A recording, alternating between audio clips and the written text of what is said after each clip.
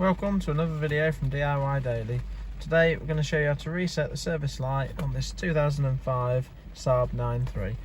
Now this model's got the display up there and the steering wheel controls on it, but all we're going to need to use on this one is the customise button there. If you haven't got the centre display and the service warning's coming up on the dash here, you do the same procedure but through the steering wheel controls. I'll just show you this one today. So if you turn the ignition on, just wait for the display to clear there. Now you can press the customise button and get the new menu and use the button there to scroll down. And you want to get to system settings. Now scroll down to select, you've got service info there.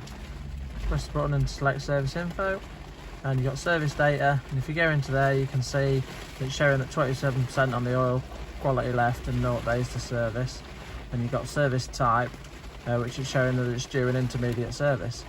And you can scroll down again and you've got reset service. Scroll and just confirm with that. That's now reset the parameters. If you go back up, you see that's now 720 days and 100%. If you don't get the reset option, a little trick, you just go back into the settings and you go onto the clock there.